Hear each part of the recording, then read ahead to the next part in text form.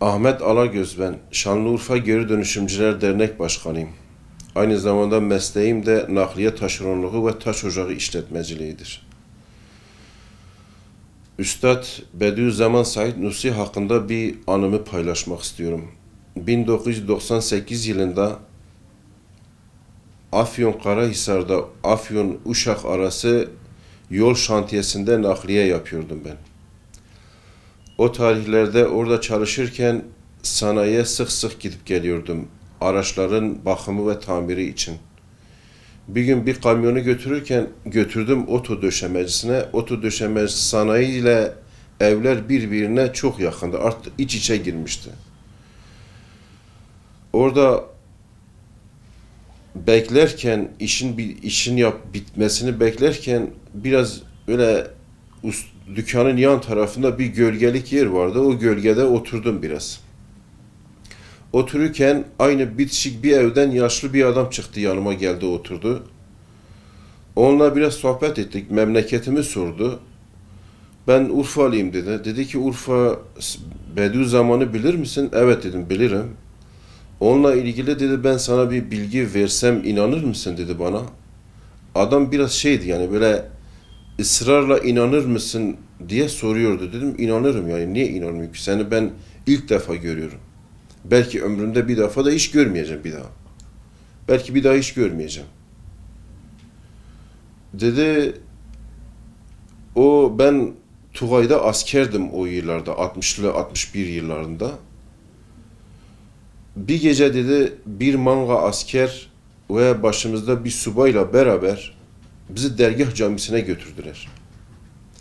Dergah camisinde dedi bir mezar açtık orada. O mezar Bediüzzaman Said Nursi Hazretleri'nde. Emin misin dedim. Evet dedi, ben eminim. Çünkü ben dedi manga çavuşuydum. 10 asker, ben ve bir subay. Dedi biz mezarı açtık. İçinden aldık üstadın cesedini. Şehir Urfa'da başka bir mezarlığa götürdük, gömdük. Peki o mezarlık neresiydi? Dedi Urfa'nın içindendi.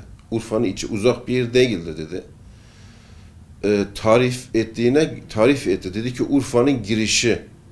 Urfa'nın girişindeydi. Girişte sağ tarafta bir mezarlık. Onun tarifi şimdiki Bediüzzaman mezarlığıdır. Kesin orası. Oraya götürdük dedi. Böyle sırtlarda bir yere, yüksek bir yere gömdük, defnettik. Üzerini kapattık, sonra Tugay'a döndük. Tugay'da dedi bize dediler ki bu geceyi unutun. Hiç kimseye bahsetmeyin. Ve bu gece sanki hiç yaşanmamış gibi olsun. O şekilde dedi o gecemiz bitti. Bir iki gün sonra dedi ben haberleri okudum. Gazeteden, televizyonlardan dediler ki işte yazıyordu.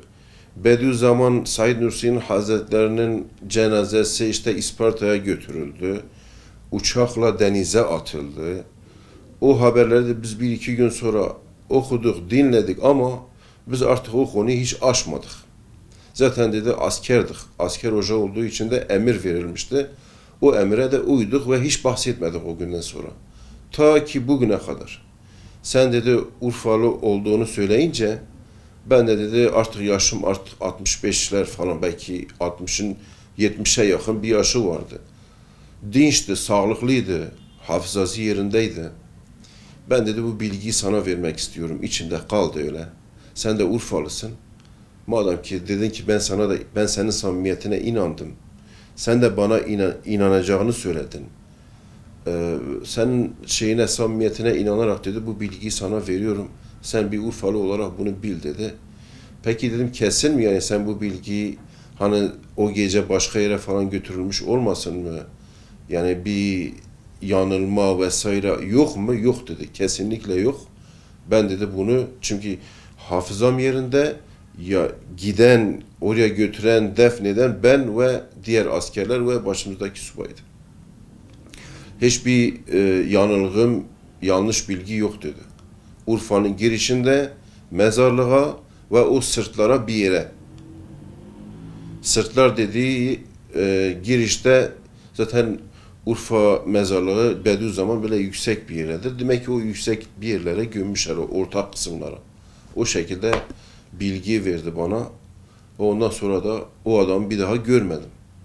Sonra birkaç yıl sonra ben 98'den sonra Ankara'ya gittim. Bir süre Ankara'da da çalıştık.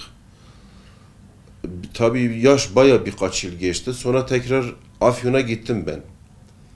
İş için gittim. Ve o adamı ben tekrar görmek istedim. Yani onu aradım. Çünkü o zaman birkaç yıl geçti. Daha bir o bilgiyi almak ve o adamı getirmek istedim yani sonra. Ama maalesef sanayi o zaman şehir dışına taşınmıştı. Oralar hepsi yıkılmıştı. Ve hiçbir şekilde artık o adama ulaşmam mümkün değildi. Bugünkü aklım o zaman olsaydı onu derhal alır getirdim Urfa'ya. Çünkü ben Türkiye geneli birçok ilde çalıştım. Bunu şu anda yapmadığıma çok pişmanım. Çünkü hatta Afyon'da benim küçük bir anım daha vardır. Bir esnafla yine biraz sohbet ederken o tabii bize genelde orada memleketten çok bölge olarak doğulu musun? Evet dedim ben doğuluyum. Sizlerin sayesinde dedi biz bu İslamiyet'i yaşıyoruz.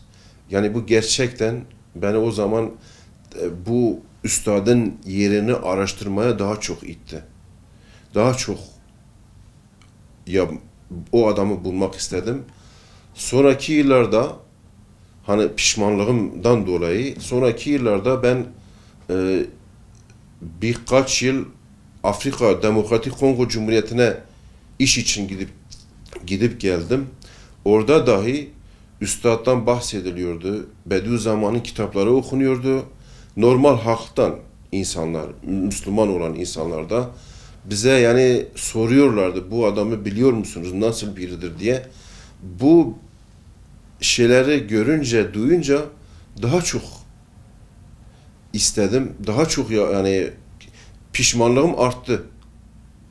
Yani gerçekten pişmanlığım arttı ama maalesef elimizden gelen bir şey yok. Bugüne kadar öyle geldi. Ta ki yurt dışında bile tanıyorlar, biliyorlar ki ben o 98'li yıllarda maalesef onu çok tanıyamamışım. Evet tabii bir dostlar vasıtasıyla size ulaştım. Daha önce de arkadaşlar bunu soran arkadaşlar oldu. Onlara da bir aktardım ama kendileriyle şey yaptım. İlke Haber Ajansı'nın bu konu üzerinde çok durduğunu, araştırma yaptığını bana söylediler. Onun için ben de size ulaştım. Bu bilgiyi sizinle paylaşmak istedim. İmkanlarımız olsa da o adamı hani yaşıyor olsa da gidip arayıp bulsak ama biraz artık çok zor. Çünkü adam şu anda yaşıyorsa dahi belki hafızasını kaybetmiş olabilir. 85-90 yaşlarında falandır büyük ihtimalle. O bilgi öyle bizde kaldı yani.